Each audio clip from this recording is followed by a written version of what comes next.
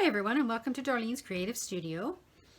I wanted to do a quick tutorial, it may not be quick, it might be one or two parts, on creating these hide-a-box journals.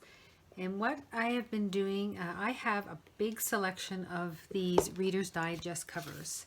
And I have it in another video, but I purchased a whole bunch when I was in the States and they were quite old and the spines were all cracking. This was very brittle.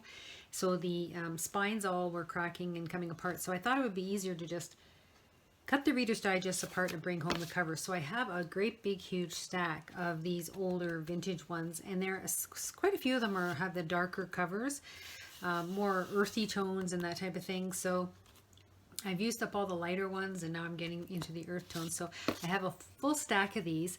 And when I started doing the cartonnage boxes from Colorway Arts, I started doing like toolboxes and stuff. And then I tried one of these book boxes and I thought they were a lot of fun to make. So I thought, why not go ahead and try and make a couple more. So this is my second attempt. I don't know where my first one is. It's somewhere over in my workshop. But all I've done is use the Reader's Digest covers and created my own spine with the chipboard. And then I've used a piece of denim. In all the lessons, Claudia tells us to use quilting fabric, the 100% cotton, because it's thinner and it's easier on the chipboard and stuff when you're covering it. But I have found that this denim does work out well for the spine. And they're just a regular size Reader's Digest cover. I think they're about 7.5 by 4 or 5. Yeah, so it's about 7.5 by 5 on an average, the Reader's Digest covers. So if you're going to make one of these, you can use just a regular book cover, and that's what I did. I actually made it out of a book. And so I'm just going to kind of show you how I made them out of the Reader's Digest covers. And I've just used the little ball peg and an elastic and an eyelet to close it. I've added my book plate, and then on the inside of this book I've created a little box, and this fits pens and stuff, and in this side it fits a 3 by 5, or I made it to fit index cards, so it can fit a nice long pad of paper and some pens, and you can have that sitting on your desk. So I'm just going to show you, a couple people have asked, I've been posting these on Instagram, and a couple people have asked me how I make them, so I thought I'd try and do a tutorial and show you how to make them. The book, as I'm standing here, I can see it from my vantage point. This is the one I made with the book cover, and it was just a book cover. It had the spine and everything intact, and I just reinforced the spine because it was very flimsy with some cardstock. And then made this one with a book. Now this one I did not glue the spine to the box because it was already, I'm just going to turn this sideways, because it was already curved, and it was my first one and I didn't quite know how to put it all together. So that one I did not attach the spine, but I think I like them better with the spine attached or glued to the box, just to hold it together like that. So this was my first one, my first attempt at making one. And then this was my second one. And then last night, or yesterday, I kind of quickly made another one and tried to write down all the instructions so that I could do a tutorial for you. And again, I've just used the denim for the spine and added a piece of chipboard on the back. And then on the inside, I've just used that was the last bit of my material. And then I've just used some scraps that I had of a smaller piece for the outsides. So that's basically what we're going to do in our tutorial today. Chipboard. Chipboard comes in different weights, and you can use bookboard. I believe you can also use bookboard. When I started doing this, I went online and tried to find chipboard, and they only sell it in 0.75 or 0.80, or I'm not sure exactly how they do the weights, but it's a thinner chipboard, and I did use it for one of those books. And I'm just going to try and show you here the thicknesses of some of the chipboard. So this one is a pretty thin chipboard, and I believe one of those is made of the thinner one. So it does work all right. So you can order the it's called medium weight, or 0.75 or 0.80. The other ones I've been using, and what Claudia suggests to use, is called 0.10 or 100 point chipboard. And it's a little harder to cut. You have to cut it with a sharp knife, but you can use this.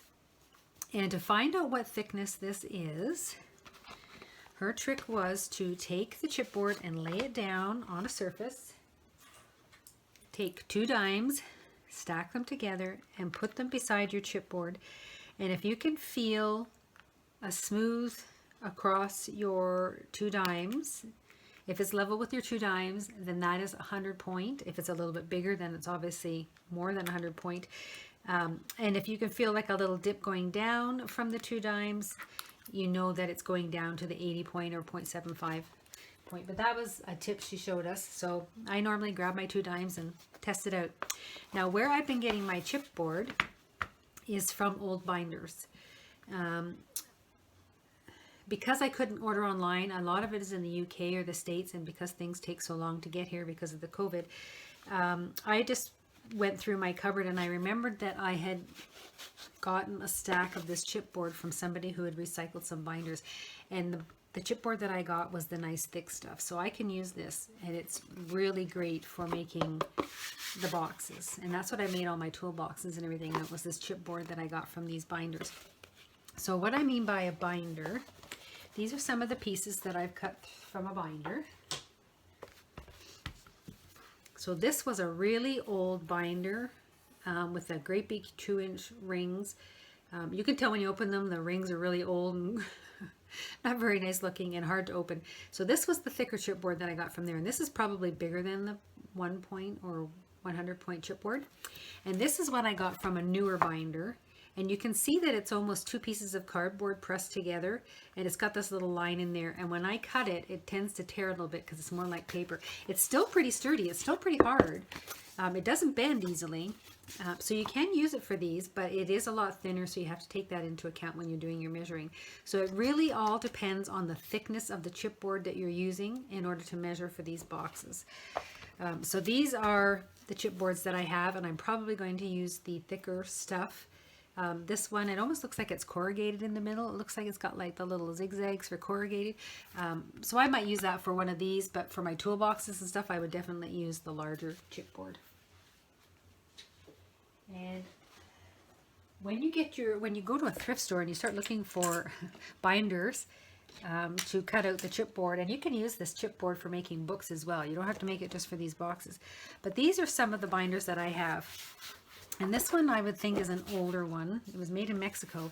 And you can kind of tell, you can feel that if it doesn't bend, when you grab that binder and you try and bend that cover, and it's pretty hard, then you know it's not too bad a thickness. But the old ones really have a thicker chipboard in it. And the other thing you want to watch for is, number 1, the rings should be on the spine. If they're not, the rings are normally here, and you lose that little bit of chipboard because you can't use that piece. So you really want the rings to be on the spine. So there's tip number 1. Again, feel the thickness of the chipboard. You can kind of tell a little bit. This is going to be a little bit thinner. And the other thing is to make sure it's not glued to the surface. And you can do that by kind of rubbing the vinyl that's on the binder. And you can see, if you see little ripples and it moves, you know it's not attached. It looks like it might be glued in one spot right there, maybe. But that is kind of what I look for. But again, I go for the really old grungy ones, even the ones that have like a company's logo on it or something from way back when. Just look inside and again, feel the thickness of the binder. And this is what I mean by the rings being on, they're on the board part and not on the spine. So you're going to lose that piece of chipboard and have a smaller piece, and you really want to be able to use this. This is almost 12 inches by 12 inches. This is 11 by 11 and a half. So that gives you a good sized piece of chipboard, and I can normally make one of these hide boxes with one piece of chipboard. So that's what you want to look for. These are the kind I think you get at Staples or Walmart. And again, I think these might have that corrugated one with the corrugated piece in, but you want to kind of see, I can bend it a little bit so I know it's the thinner kind. I won't cut up that white one. That's actually one of my good binders. But again, go and look for the really rough and old ones that are kind of tattered looking, and just kind of bend them. If they already have a crease in them, you know that the chipboard's already been bent.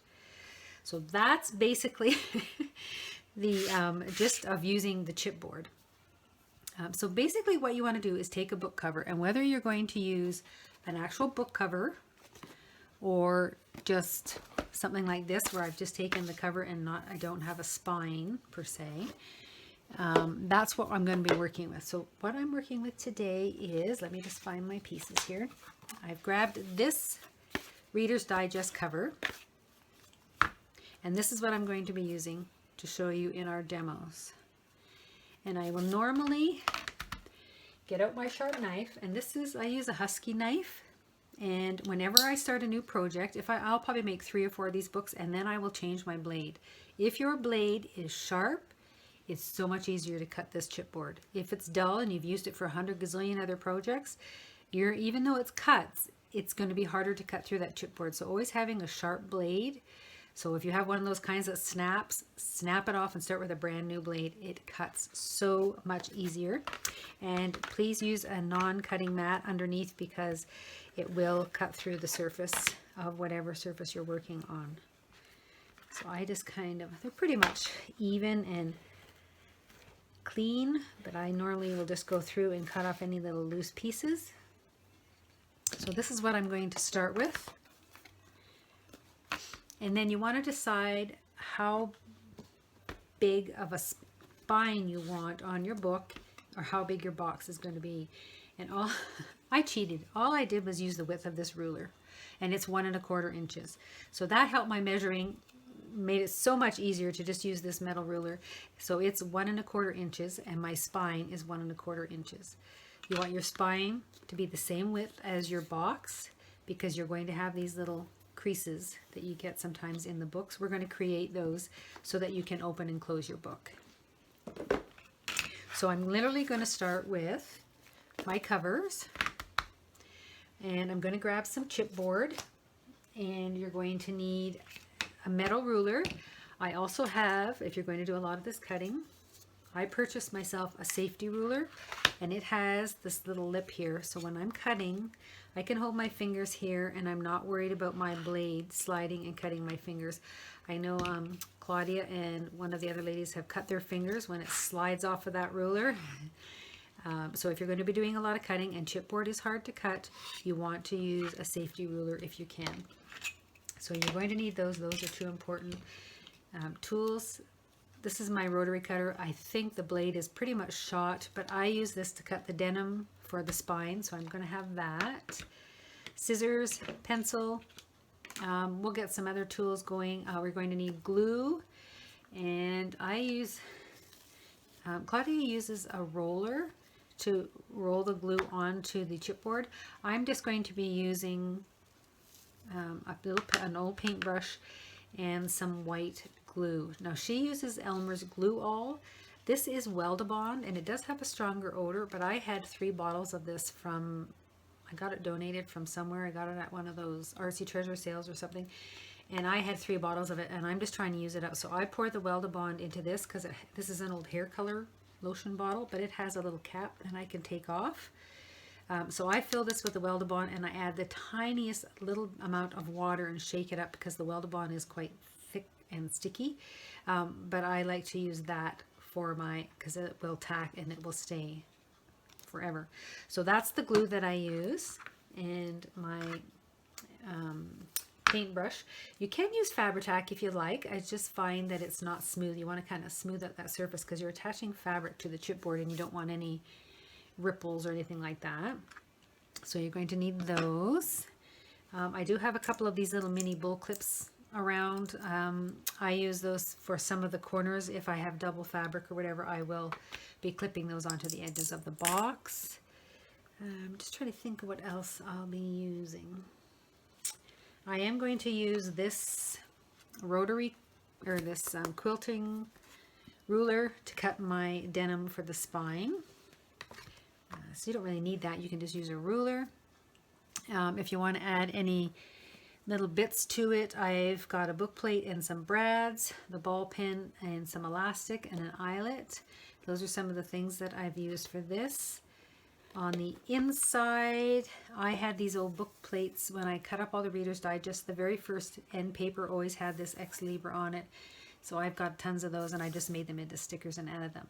For fabric, you're going to need something for the spine. And again, it can just be quilting fabric. It doesn't have to be denim. I've just used denim.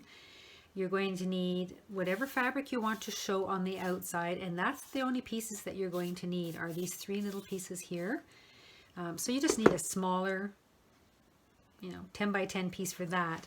But the inside piece, you're probably going to need a fairly large piece. So I'd say 24 by 24, or one of those, what do they call them? Fat quarters or quilting square fabrics that you get. I think it's 18 by 24. That would be fine, but that's what you're going to use for the inside fabric. So those are some of the things that I use on my books. You can, of course, use whatever you like. So what we're going to do is we're going to start with measuring for the chipboard. And I'm just going to decide which side is the front, which side is the back.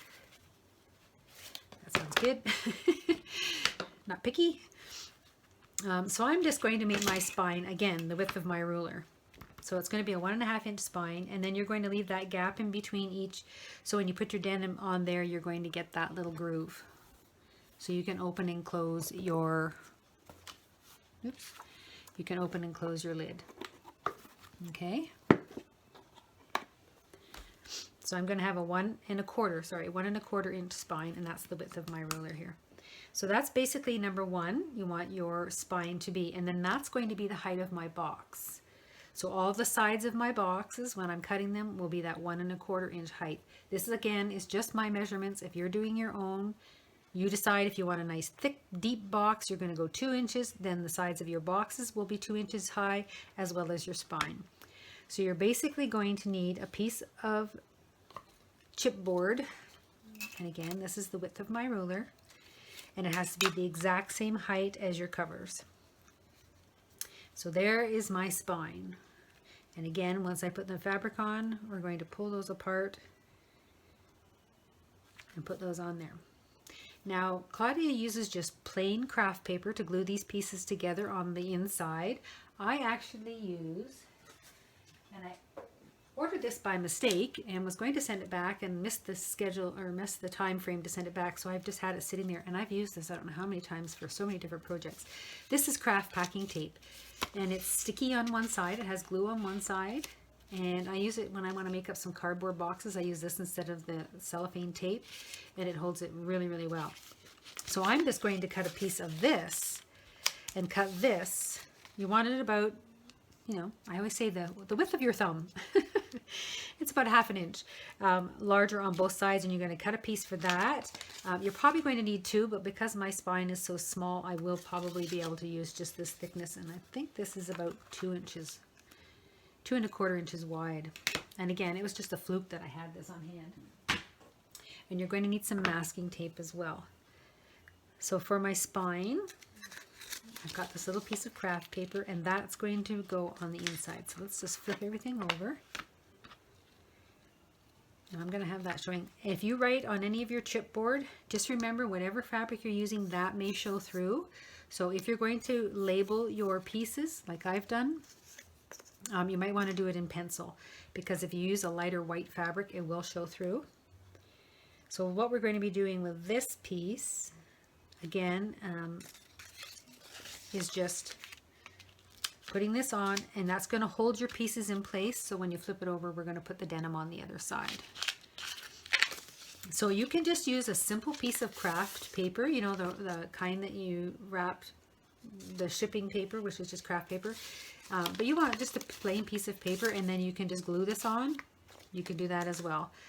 I'm just going to trim this little guy up on the corner here. He looks like he's sticking out a little bit too far. There we go. That's better. This one's got a bit of a wow in it. Should be okay. I just want to make sure I have a straight line for when I'm measuring up my pieces here. Because what you can do is just take a little piece of something and put it in between the spine and the cover to get your measurement. And I'm not cutting away at the book, I'm just cutting away some of the paper.